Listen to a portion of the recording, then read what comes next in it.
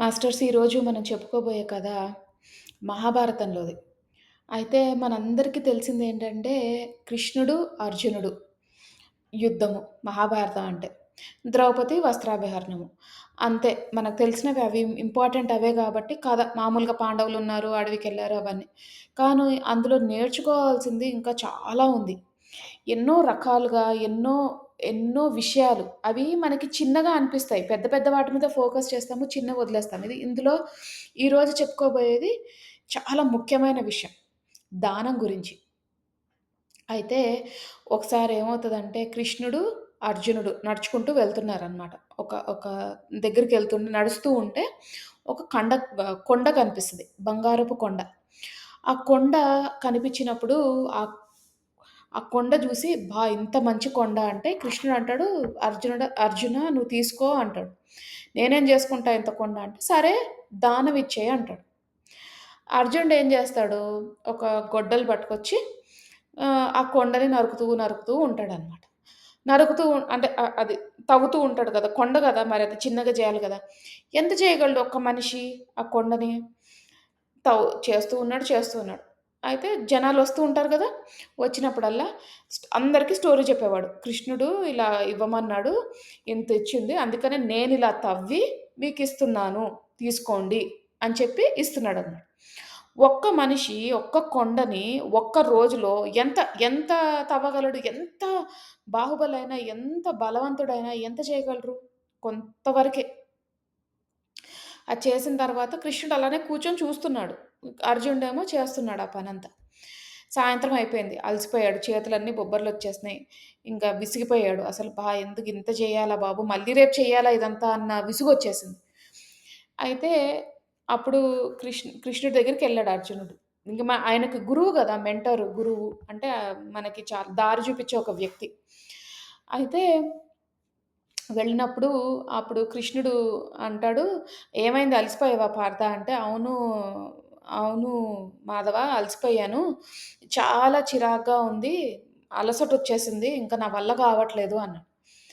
"మరి దానం ఎవరైనా ఇలా చేస్తారా?" అన్నాడు. "ఇంకెలా చేస్తారు? ఒక కొండుంది. ఆ కొండనేమో తగ్గిచ్చాలి. తగ్గిచ్చి ఇవ్వాలి. కొండని ఇవ్వలేం గదా!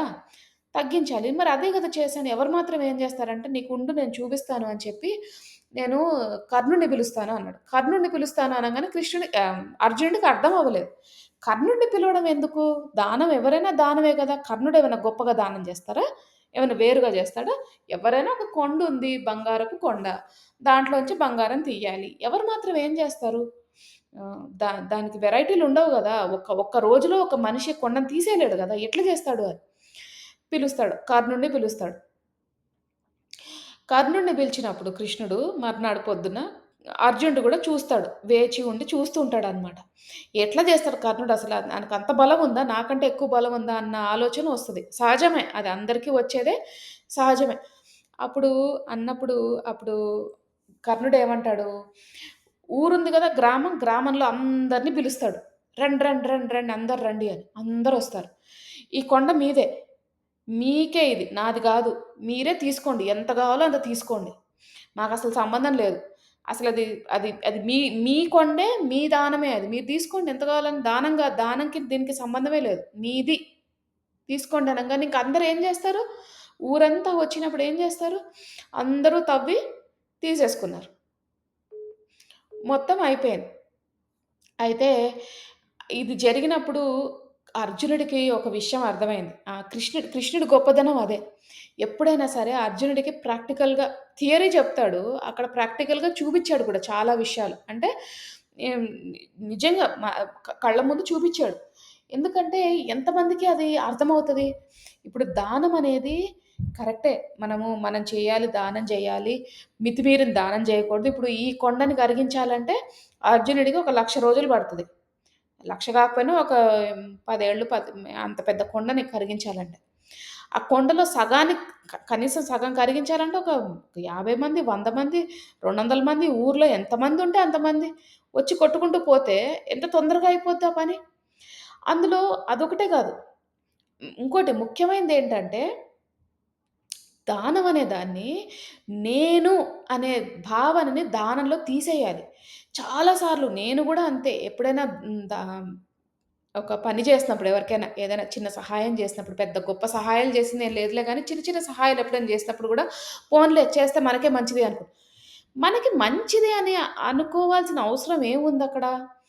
మనకి భగవంతుడు ధ్యాన సహాయం చేసే స్థితిలో మననుంచాడు. అంటే మన చెయ్యి పైనుంది. అడిగే వాళ్ళ చెయ్యి కిందుంది. కుదిరితే చేద్దాం. కుదరకపోతే మూసుకొనుందాం. అంతే. అంతటితోటే మనం వదిలేయాలి. ఇప్పుడు కుదిరిందనుకోండి మనకి చేతనయింది. ఈ సహాయం చేద్దాం. నేను జేస్తున్నా ఈ సహాయం. నేను జేస్తే నాకు మంచవుతది. నాకు తప్పకుండా మంచవుతది. భగవంతుడు జూస్తున్నాడు. భగవంతుడు నోటీస్ చేస్తున్నాడు. భగవంతుడు ఇది జేస్తాడు. నాకివ్వలేదు. నెల రోజులు పోయిన తర్వాత అరె! నేను వాళ్ళకి మంచి పని జేశా గదా! ఎందుకు రాలేదు? అని అనుకుంటాం. మంచి పని జేస్తే మనకి మంచి జరుగుతది. కరెక్టే. మనం 100 ఇచ్చామనుకోండి, మన భావన ముఖ్యం. మనము 100 ఇచ్చినప్పుడు నేను మంచి పని జేస్తున్నాను. నాకు తప్పకుండా మంచి జరుగుతదన్నప్పుడు, అనే భావనతో చేసుకున్నప్పుడు అంటే లెక్క బెట్టుకుంటున్నాం. మనం గూడా బిజినెస్ లాగా చేస్తున్నాం దాన్ని. దానంలాగా కాకుండా బిజినెస్ లాగా జేస్తున్నాం. బిజినెస్ లాగా జేసినప్పుడు ఏమవుతది? సరే నేను 100 బెట్టాను. నాకు 100 ఒకటొస్తది. లేకపోతే 100 2 101, 102 110 మహా అయితే. అంతే. ఎందుకంటే నేను చేశాను. దానికి వస్తదంతే. ఒక 10%, 5%, 1% వస్తది. మనం ఎప్పుడైతే అబ్బా! భగవంతుడా కృతజ్ఞతా భావంతోటి ఎంత దయయ్యా నీకు నా మీద. నువ్వు నాకు దానాన్ని ఇచ్చే స్థితిలో బెట్టావు. ఎంత ఇష్టం నేనంటే నీకు. అసలు ఇచ్చేసిన తర్వాత అసలు సంబంధం లేనట్టే ఉండాలి. ఏముందిలే మనకు కుదిరింది ఇచ్చాము. లెక్క పెట్టుకుంటామా? ఇదేమన్నా చిట్టా రాసుకుంటామా మనము? అవసరమే లేదు. భగవంతుడిస్తాడు నేనిచ్చాను అయిపోయింది. అది నాకు ఆ సంబంధమే లేదది. ఇచ్చేసాను అయిపోయింది అంతే. కూర్చొని నెల రోజులైన తర్వాత నేను ఆ రోజు అతనికి నేను రూ. 100 ఇచ్చాను. భగవంతుడు నాకేంటి ఇంకా ఇవ్వలేదు అని లెక్కలేసుకునే భావనను మానేయాలి. అన్నిటికంటే ముందు నేను దానం చేస్తున్నా అనే విషయాన్ని మానేయాలి. దానం చేయడం అంటే కర్ణుడిలాగా సరే ఇది తీసుకోండి. నాకు కుదిరింది కాబట్టి నేనిస్తున్నా. ఆ కొండ నాది గాదు. అది ఇది నాకు దొరికింది. దొరికిన దాంట్లో అందరికి ఇచ్చేయడానికి సంబంధం ఏముంది? గర్జనుడు కొట్టి, తవ్వి ఇవ్వాల్సిన అవసరం ఏముంది? ఇచ్చేయచ్చుగా, పంచేయచ్చుగా అందరికి ఒకటేసారి. ఇట్లనే కర్ణుడిలాగా పిలిచి అందరికి ఇచ్చేయొచ్చు గదా! కానీ ఇవ్వలేదు. అదే తేడా. మనం నేర్చుకోవాల్సిందేంటంటే, ఉన్నత స్థితికి వెళ్తున్నప్పుడు దానం అనేది మనము మనస్ఫూర్తిగా దానం ఇచ్చేటప్పుడు, ఆ మనిషిలోని ఆయన మనం ఇచ్చేవారం గదా! పుచ్చుకునే వారి కళ్ళల్లో ఆనందాన్ని చూడాలి. అప్పుడే మనము ఆహ్, ఆ ఆత్మ స్థితికి చేరుకుంటాం. అబ్బా! ఇంత బావుంటదా ఒక మనిషి కృతజ్ఞతలు చెప్తుంటే, సరదా అంటే హ్యాపీగా నేను ఇంటికెళ్తున్నాను, నా భార్య పిల్లలకి అన్నం పెడుతున్నాను. ఒక రూ. 10 ఇచ్చామనుకోండి, లేకపోతే రూ. 50 ఇచ్చారో, రూ. 100 ఇచ్చారో, ఒక ఫుల్ ప్లేట్ మీల్స్ కొనుక్కొని, లేకపోతే కూరగాయలు కొనుక్కొని, అతను వాళ్ళ ఇంటికెళ్తున్నారనుకోండి. ఇంటికెళ్తున్నప్పుడు చక్కగా అబ్బా! ఈరోజు నేను మా భార్య పిల్లలకి కొంచెం అన్నం వండి పెట్టగలుగుతున్నాను అని ఏ రోజైతే ఆ సంతోషం ఇచ్చినప్పుడు కళ్ళలో కనిపిస్తది కదా! అది మనకు కావాల్సింది. చిత్ చిట్టా లెక్కలు ఇవన్నీ గాదు మనకు గావాల్సింది. భగవంతుడు హ్మ్. మనము ఎన్నో కర్మలు జేసి జన్మెత్తాం. కర్మలు తీర్చుకోవడానికే ఎత్తాం. మానవ జన్మ ఎత్తామంటే కర్మలు తీర్చుకోవడానికి. అది మనం ఎన్నో కథల్లో చెప్పుకున్నాం. ఎన్నో విషయాలు హ్మ్. చూసుకున్నాం. అంటే తెలిసిపోయింది ఈ పాటికల్లా కర్మలు, మానవ జన్మ మనం క్లియర్ జేసుకోవాలి. మంచి అవకాశం ఇచ్చాడు అని భావించాలి. భగవంతుడు మనకి ఎంత మంచి అవకాశం ఇచ్చాడు. నా కర్మలు పోవడానికి.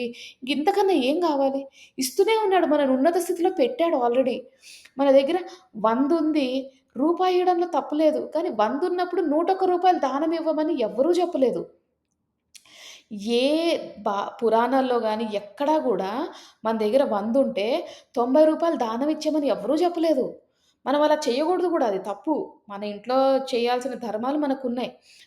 అవన్నీ చేయమని ఎవరు చెప్పలే. అందుకనే ఎప్పుడు కూడా ఉన్నంతలో, తోచినంత ఆ సహాయం చేయమన్నారంతే. 100 ఉన్నప్పుడు రూపాయి ఇవ్వండి, రూ. 5 ఇవ్వండి, రూ. 10 ఇవ్వండి. 100 ఉన్నప్పుడు 110 అప్పు చేసి ఇవ్వమని చెప్పలేదెవరు. సో, అందుకనే ఏదైనా మధ్య మార్గం అంటే బ్యాలెన్స్. బ్యాలెన్స్ అనేది చాలా ఇంపార్టెంట్. మొత్తం దానాలిచ్చినా తప్పే, అసలు ఏమి ఇవ్వకపోయినా తప్పే. ఎందుకంటే మొత్తం దానం ఇచ్చేస్తే మన మీదకే వస్తది. మన ఇంట్లో వాళ్ళు బాధపడాల్సొస్తది. గొడవలవుతాయి ఇంట్లో. "ఏ మీ నాన్న సంపాదిచ్చిందా? అంతా ఎళ్లి తీసుకెళ్ళి వాళ్ళకిచ్చావు, దానం చేశావు" అని అంటారు. ఊరుకోరు. ఎందుకంటే కష్టపడి సంపాదించిన డబ్బులు దానం చేయాలంటే చాలా కష్టం అది. అంత ఈజీ కాదు. అందుకనే ఏదైనా బ్యాలెన్స్. మన మన ఎమోషన్స్ గానీ, మన భావనలు గానీ ఏదైనా మధ్య మార్గంలో ఉండేటట్టు చూసుకోవాలి. అంటే బ్యాలెన్స్డ్‌గా ఉండేటట్టు చూసుకోవాలి. ఎక్కువ ఉండకూడదు, తక్కువగా ఉండకూడదు. అతి దానం చేయకూడదు, అసలు ఏమి దానం చేయకుండా లోబిలాగా గూడా ఉండకూడదు. అది మాస్టర్స్ మనం నేర్చుకోవాల్సింది. భగవంతుడు చెప్పింది గూడా అదే. ఎప్పుడైనా సరే ఆలోచించుకోండి. మీరు చూసుకోండి. ఈ మీ పరిస్థితులు చూసుకోండి. అంతేగాని మొత్తము నేను సన్యాసిని అయిపోతాను, వెళ్ళిపోతాను, చేసేసుకుంటాను అనడానికి మనకు ఆ అర్హత లేదు. తప్పు. పెళ్లి చేసుకున్నాము, పిల్లల్ని కన్నాము, మనవలు, మనవరాళ్ళు అందరూ ఉన్నారు. అది చేసే టైమొస్తది మళ్ళీ. వాళ్ళందరూ సెటిల్ అయిపోయారనుకోండి, వాళ్ళు చేయాల్సిన పనులు వాళ్ళు చేసుకుంటున్నారు. వాళ్ళ పెళ్ళిళ్ళు అయిపోయినాయి, పిల్లలున్నారు. వాళ్ళు మననేమి కోరుకోవట్లేదనుకోండి, మనం వెళ్ళిపోవచ్చు. డిటాచ్‌మెంట్ చేసేసుకోవచ్చు. వాళ్ళు గనక కోరారనుకోండి, "అమ్మ వచ్చి నాకు సహాయం చెయ్యి. నా పిల్లల్ని చూడు" అని చెప్పినప్పుడు మనకు తప్పదు. ఆ బాధ్యత అంతే. మన మా మా నానమ్మగా, అమ్మమ్మగా జేయాల్సిన పనులు మనం జేయాలి తప్పదు. సో, అట్లా చూసుకోవాలి. దేనికైనా బ్యాలెన్స్ ఎంత వరకు ఉండాలో అంతవరకే. ఎక్కువ చేయకూడదు, తక్కువ. అతి గారాబం చేయకూడదు, ఏమి పట్టించుకోకుండా గూడా ఉండకూడదు. అన్నిట్లో గూడా ఉండాలి. దాన్నే సంసారంలో నిర్వాణ అంటారు. నిర్వాణం పొందడం సంసార జీవితంలో. అది బ్యాలెన్స్ అనేదే చాలా కష్టం. ఎప్పుడు అది క్రాస్ అవుతూ ఉంటాం. ఇటెళ్తాం, అటెళ్తాం. సరిగ్గా చేసుకోము. చాలా ఇబ్బందులు పడతాం. అది ఎప్పుడైతే ఆ అవగాహన మనకొస్తదో ధ్యానం ద్వారా, ఈ జ్ఞానం ఎప్పుడైతే మనం తెలుసుకోగలుగుతామో అంటే ఎరుక ఎప్పుడైతే వస్తదో, లేదు ఇది నా బ్యాలెన్స్. నా మధ్య మార్గం ఇదే. నా దగ్గర 100 ఉంది. నేను 10 ఇస్తాను. అంతే. 10 కంటే ఇంక తర్వాత ఏది ఇవ్వాలన్నా నా వల్ల గాదు. అంతే. నా లిమిట్ అంతే. నేను అంతే పెట్టుకున్నా. అంతే ఇవ్వాలి. అది మాస్టర్స్ ఈరోజు మనం నేర్చుకున్న కథ. ఇంకా అందరూ కథ విన్నారు కాబట్టి, చక్కగా జ్ఞానాన్ని తెలుసుకున్నారు కాబట్టి, ఇక మనము ధ్యానం చేసుకుందాము. నమస్తే మాస్టర్స్.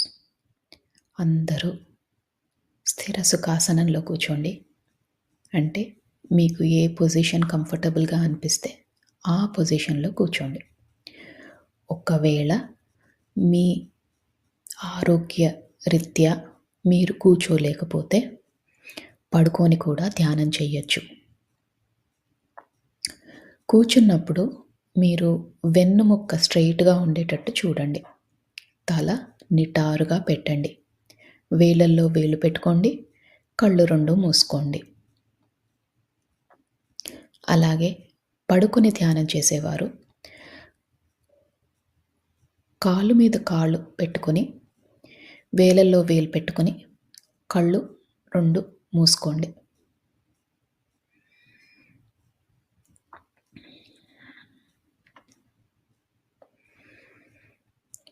ఇప్పుడు మనము నిండు శ్వాసని తీసుకుందాం.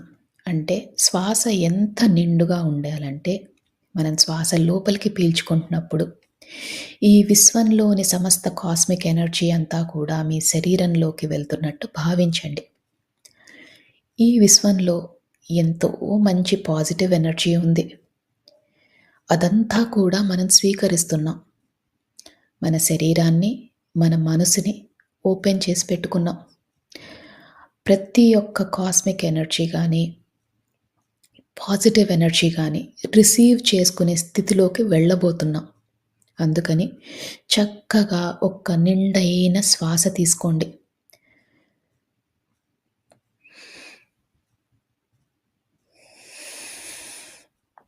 ఆ శ్వాసని వదిలేసేటప్పుడు మనలోని సరికాని ఆలోచనలు, చికాకులు, టెన్షన్లు ఏవైనా ఉంటే అవన్నీ తొలగించుకునే ప్రయత్నం చేయండి. ఈ నిండైన శ్వాస తీసుకున్నప్పుడు మీ ఊపిరితిత్తులు నిండుగా అనిపిస్తాయి. అలాగే ఆ శ్వాసని వదిలేసేటప్పుడు చాలా తేలికైపోతాయి. దీన్ని గమనించండి. ఇలానే ఒక 5 సార్లు నిండైన శ్వాస తీసుకొని వదిలేసే ప్రయత్నం చేయండి.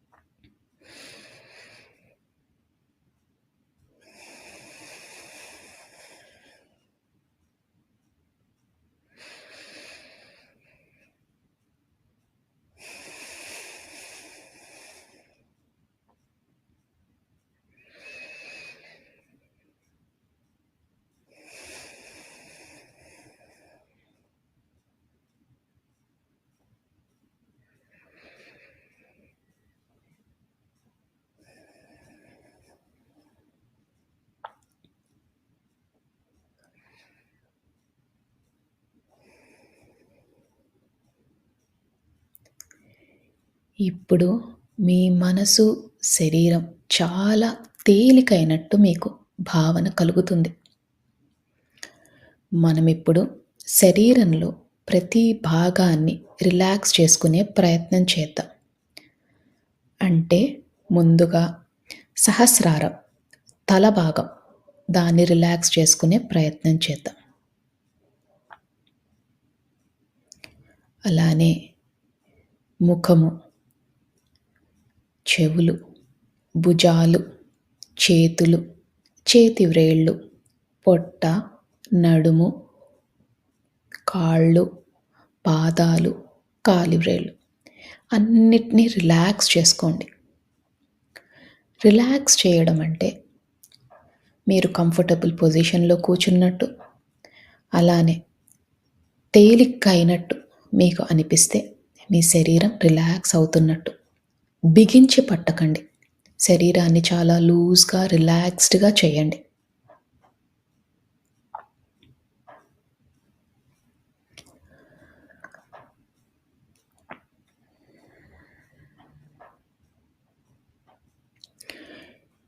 ఇప్పుడు మీ శరీరం అంతా రిలాక్స్ అయింది. మీ మనసు కూడా చాలా తేలిక అయ్యింది. ఇక అతి ముఖ్యమైన విషయం, మీరు ఎలాంటి సమస్యతో బాధపడుతున్నా, ఎలాంటి స్థితిలో ఉన్నా, ఇదంతా తాత్కాలికమని మాత్రమే గుర్తించండి. ఎందుకంటే ఏ సమస్యకైనా ఒక సమాధానం ఉంటుంది. దాని దొరికే ప్రయత్నమే, దాన్ని కనుక్కునే ప్రయత్నమే ఈరోజు మనం చేసే ఈ ధ్యానం. అందుకని శరీరం అంతా రిలాక్స్ చేస్తున్నాం, మనసుని రిలాక్స్ చేస్తున్నాం. ఎలాంటి పరిస్థితులైనా కూడా ఒక అరగంట పాటు మనం అది పక్కన పెడుతున్నాం, అంటే దాన్ని మర్చిపోయే ప్రయత్నం చేస్తున్నాం. మరి ఇది మర్చిపోవాలంటే మనకి ఆ భగవంతుని శక్తి కావాలి. మీ ఇష్టదైవమైన ఎవరైనా మీ ఇష్టదైవం ఉంటే ఆ ఇష్టదైవాన్ని మనస్ఫూర్తిగా నమస్కరించుకోండి. అలానే ఒకవేళ మీకు ఇష్టదైవం లేకపోయినా, భగవంతుడి పైన నమ్మకం లేకపోయినా, ఈ విశ్వంలోని ఉన్న కాస్మిక్ ఎనర్జీ, ఆ పాజిటివ్ ఎనర్జీ ఏదైతే మనల్ని నడిపిస్తుందో దాన్ని నమస్కరించుకొని, కృతజ్ఞతలు తెలియజేసుకొని మనతో పాటు ధ్యానం చేయడానికి ఆహ్వానించండి. మీ ఇష్టదైవాన్నైనా, ఈ పాజిటివ్ ఎనర్జీనైనా మనతో పాటు ధ్యానం చేసే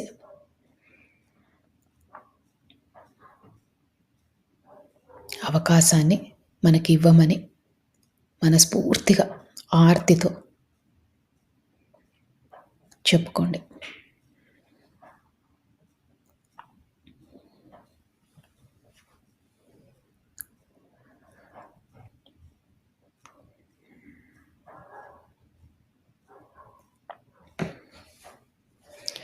మీ శరీరం అంతా తేలికైపోయింది. మీ మనసు కూడా చాలా తేలిగ్గా ఉంది. ఇక మనం ధ్యాన లోతుల్లోకి వెళ్దాం.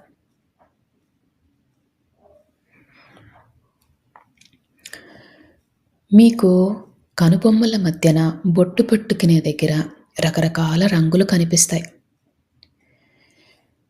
కొన్నిసార్లు విజన్స్ కానీ, కాంతులు కానీ కనిపిస్తాయి. దాన్ని థర్డ్ ఐ లొకేషన్ అంటారు. ఈ ధ్యానం మొత్తంలో కూడా ఆ లొకేషన్లో, అంటే మీ కనుబొమ్మల మధ్యన దృష్టి పెట్టేలాగా, దాని మీద ఫోకస్ పెట్టేలాగా చూసుకోండి. మీకు ఎప్పుడు ఆలోచనలు వచ్చినా నెమ్మదిగా శ్వాస మీదికి ధ్యాస మరల్చండి.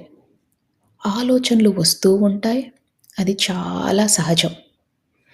ఆలోచనలు వచ్చినప్పుడల్లా నెమ్మదిగా శ్వాస లోపలికి ఎలా వెళ్తుంది, ఎలా బయటికి వస్తుంది అని గమనించండి.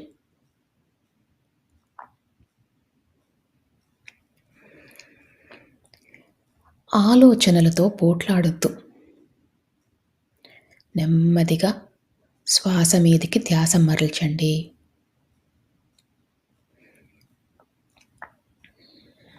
ఈ ధ్యాన ప్రక్రియలో చాలాసార్లు ఆలోచనలు వచ్చే అవకాశం ఉంది. మనం ధ్యానం లోతులోకి వెళ్ళినప్పుడు ఏ ఆలోచనలు రావు. అందుకనే ఆలోచనలు వచ్చినప్పుడల్లా శ్వాస మీదికి ధ్యాస మరల్చండి.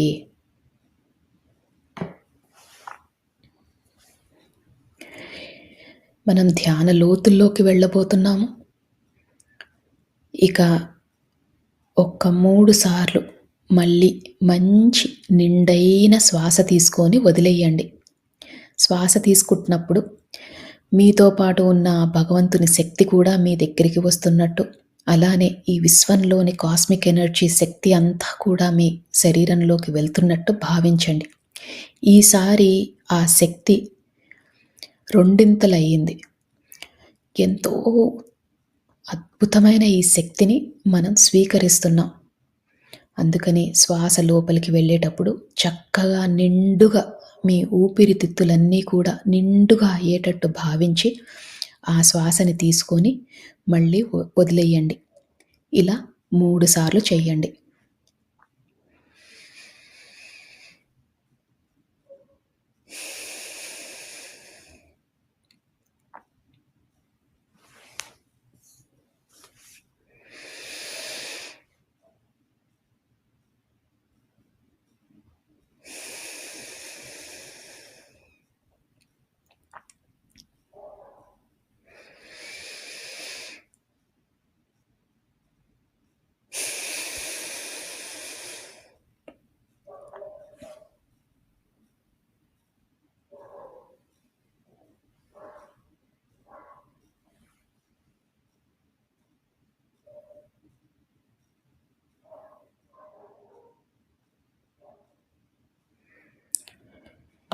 ఇప్పుడు మీ శరీరము, మీ మనసు చాలా తేలికైపోయాయి.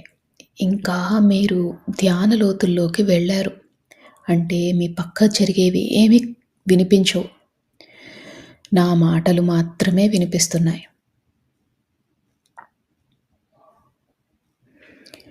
ఆ కనుబొమ్మల మధ్యన ఉన్న ఆ ప్రదేశాన్ని, అంటే థర్డ్ ఐ లొకేషన్ని బాగా ఫోకస్లో పెట్టండి. ఒక్కోసారి మీకు ఆ థర్డ్ ఐ లొకేషన్లో కొంచెం భారంగా అనిపించినా, నొప్పిగా అనిపించినా అది చాలా సహజం.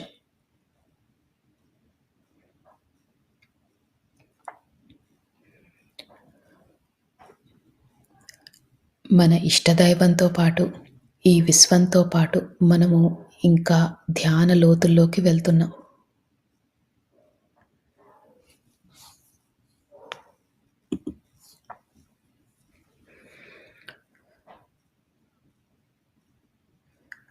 ఈ ధ్యాన లోతుల్లోకి వెళ్ళేటప్పుడు మీరు గమనించాల్సిన విషయం, మీ శరీరం అంతా చాలా తేలికైపోయింది. మీకు ఎలాంటి ఇబ్బందులు లేవు. మీరు చాలా ధ్యాన స్థితికి వెళ్ళబోతున్నారు. ఈ విశ్వం మనకు సహకరిస్తుంది. మనము అద్భుతమైన స్థితికి వెళ్ళబోతున్నాం.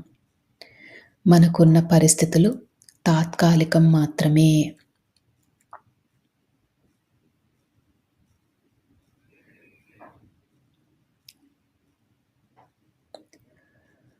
మనము ఈ జీవితానికి, ఈ విశ్వానికి, మన ప్రయాణానికి, ఈ జీవన ప్రయాణానికి కృతజ్ఞతలు తెలియజేసుకోవాలి. ఎందుకంటే ఎంతో అదృష్టం ఉంటే మనం ఈ ధ్యాన మార్గంలోకి వచ్చాము. జ్ఞానాన్ని తెలుసుకుంటున్నాము. అందుకని మనము మనస్ఫూర్తిగా ఒకసారి కృతజ్ఞతలు కూడా తెలియజేసుకుందాం.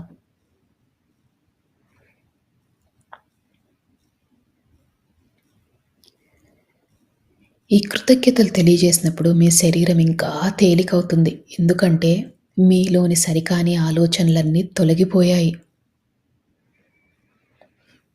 మీరు ఎంతో రుణపడి ఉన్నారు ఈ అవకాశానికి, ఈ విశ్వానికి.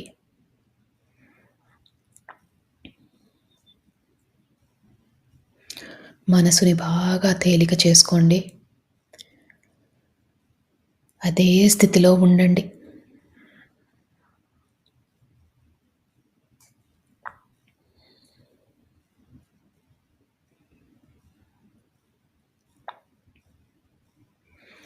ఆలోచనలు వస్తూ ఉంటాయి.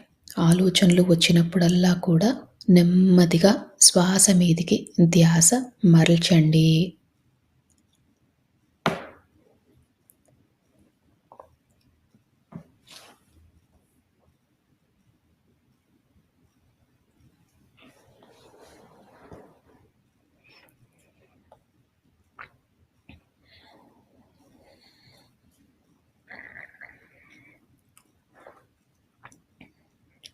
మనము మానవ జన్మ ఎత్తిందే కర్మలు తీర్చుకోవడాని కోసం. అంటే ఎన్నో జన్మలుగా కర్మలు చేస్తున్నాం. దాన్ని తొలగించుకునే ప్రయత్నం చేస్తున్నాం. ఈ కర్మలు తొలగిపోవాలంటే మనలో పరివర్తన చాలా ముఖ్యం. అలానే పశ్చాత్తాపం, ప్రాయశ్చిత్తం కూడా చేసుకోవాలి. అంటే మనం చేసిన తప్పులని గతంలో కానీ గత జన్మలలో కానీ చేసిన తప్పులని క్షమించమని మనస్ఫూర్తిగా కోరండి.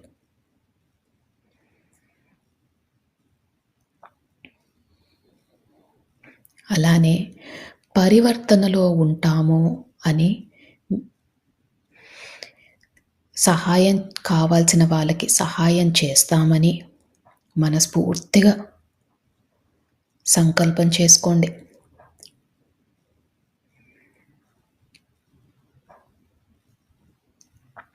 మా వద్దకు సహాయం కోరి వచ్చిన వారికి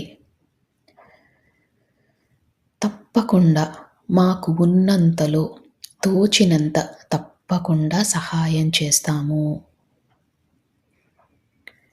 మేము నేర్చుకుంటున్న ఈ ధ్యానాన్ని, జ్ఞానాన్ని పంచుతాము.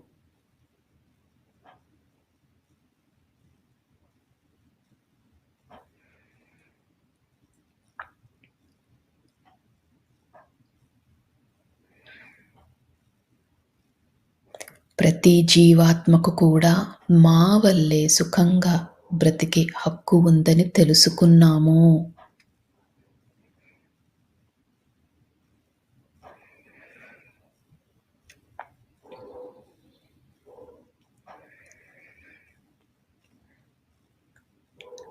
ఈ విశ్వానికి, ఈ భూమాతకు కావాల్సిన సహాయం చేస్తాము.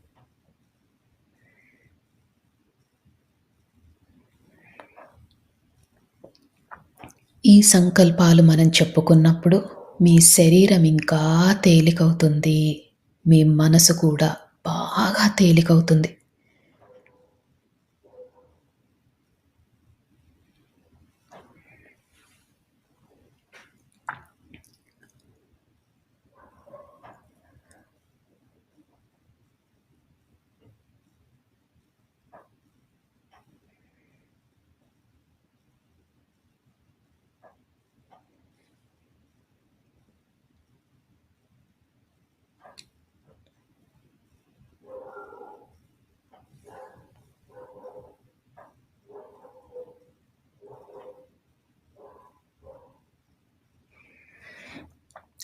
ఈ సంకల్పం చెప్పుకున్నప్పుడు మీ శరీరం చాలా తేలికైంది. ఇంకా లోతులోకి వెళ్ళే ప్రయత్నం చేయండి. మీ పక్కన ఏది జరుగుతున్నా మీకు పట్టించుకోవద్దు. నా మాటలు మాత్రమే మీకు వినిపిస్తున్నాయి. ఈ ధ్యాన లోతుల్లోకి మీరు వెళ్ళిపోయారు. ధ్యానంలో ఆ మహాదేవుడిని,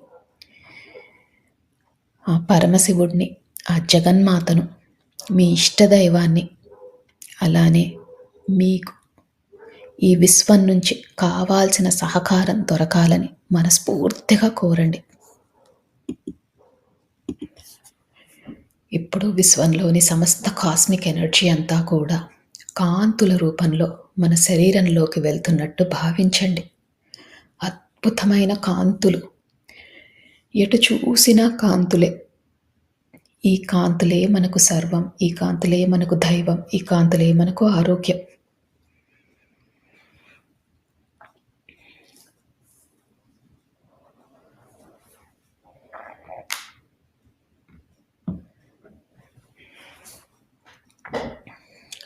ఈ అద్భుతమైన కాంతుల వల్ల మన శరీరం చాలా ఆరోగ్యంగా ఉంటున్నట్టు భావించండి. అలానే ఈ ధ్యానం చేసినందువల్ల మనలోని సరికాని ఆలోచనలు అన్నీ తొలగిపోతున్నట్టు భావించండి.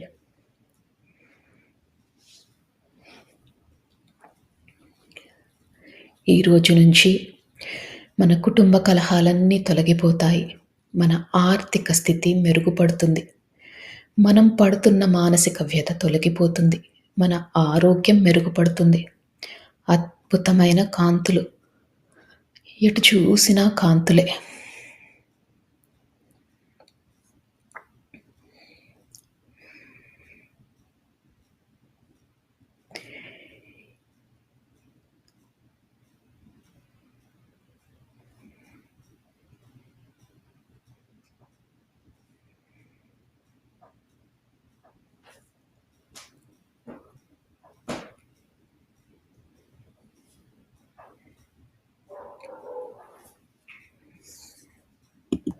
ఇంకా ఇంకా ధ్యాన లోతుల్లోకి వెళ్తున్నారు.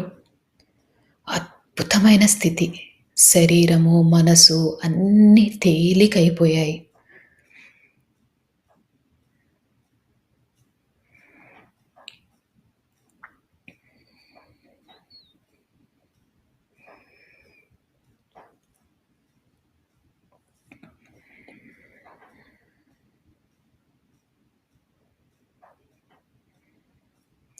ఒకవేళ ఆలోచనలు వస్తుంటే ఆలోచనలని వాటితో పోట్లాడకుండా నెమ్మదిగా శ్వాస మీదికి ధ్యాస మరల్చండి.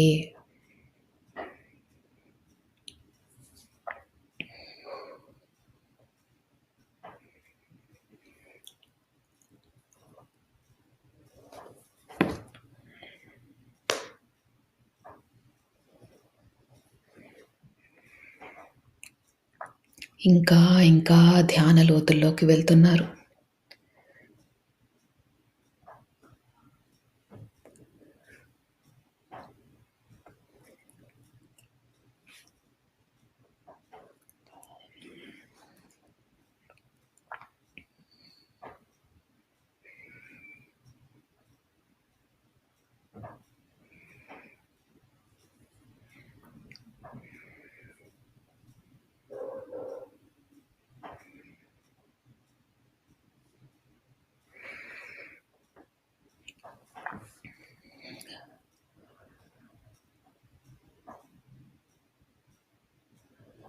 కనుబొమ్మల మధ్యన బొట్టు పెట్టుకునే దగ్గర మీకు రంగులు కనిపించిన, కాంతులు కనిపించిన, విజన్స్ కనిపించిన ఇంకా లోతుకు వెళ్ళండి.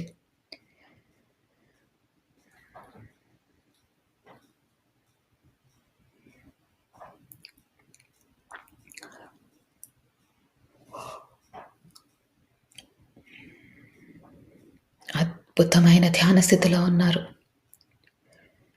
సంకల్పాలు చెప్పుకున్నాం. పశ్చాత్తాపంలో ఉంటామని, ప్రాయశ్చిత్తం చేసుకుంటామని, పరివర్తనలో ఉంటామని మనము విశ్వానికి మాట ఇచ్చాం.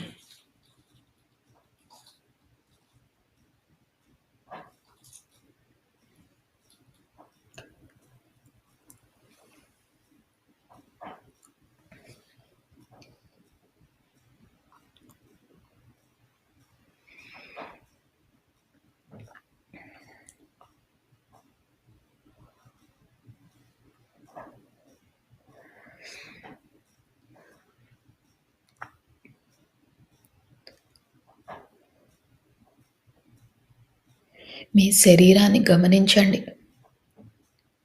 చాలా తేలిగ్గా ఉంది. ఇదే స్థితిని కొనసాగిస్తూ ఇంకా ధ్యాన లోతుల్లోకి వెళ్ళండి.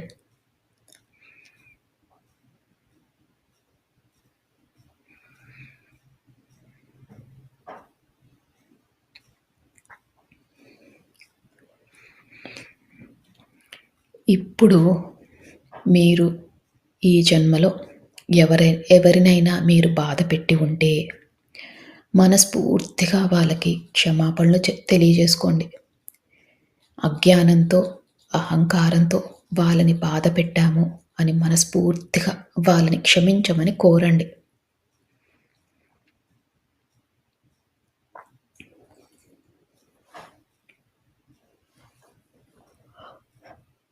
అలానే ఎవరైనా మిమ్మల్ని బాధపెట్టి ఉంటే ఈ ఈ గతంలో వారిని మనస్ఫూర్తిగా మీరు క్షమించండి. వారు తెలియక, అజ్ఞానంతో, అహంకారంతో తప్పులు చేసి ఉంటారు. అందుకని మీకు వారిపైన ఎలాంటి కోపమున్నా, ద్వేషమున్నా అవన్నీ తొలగించుకోండి.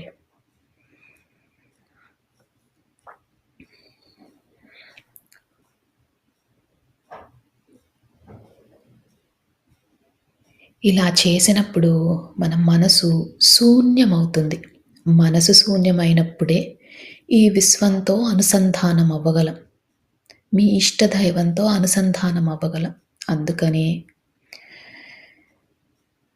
ఎవరిపైనైనా కోపం గానీ, ద్వేషం గానీ ఉంటే అవన్నీ తొలగించుకోండి.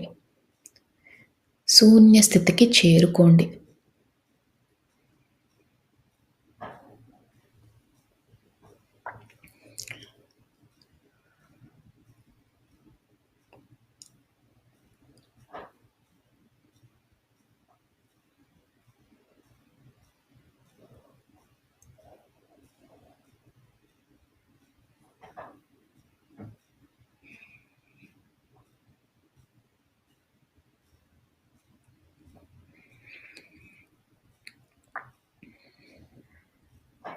ఎప్పుడైతే మనం క్షమాపణ కోరామో, మనని బాధపెట్టిన వారిని క్షమించామో, మన మనసు శూన్య స్థితికి చేరుకుంది. మీరు ఇంకా ధ్యాన లోతుల్లోకి వెళ్తున్నారు. ఆ విశ్వంతో అనుసంధానం అవుతున్నారు.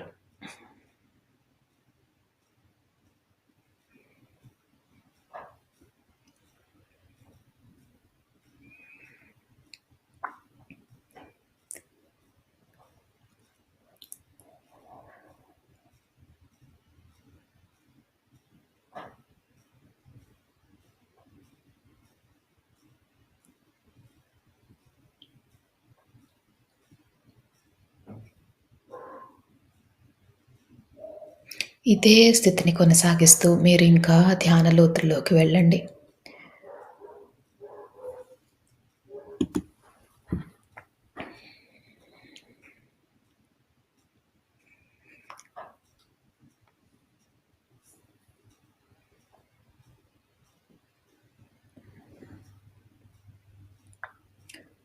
అద్భుతమైన ధ్యాన స్థితిలో ఉన్నారు. ఇదే స్థితిని కొనసాగిస్తూ మీరు ఇదే స్థితిలో ఉండొచ్చు. ఒకవేళ ఈ స్థితి నుంచి బయటికి రావాలనుకుంటే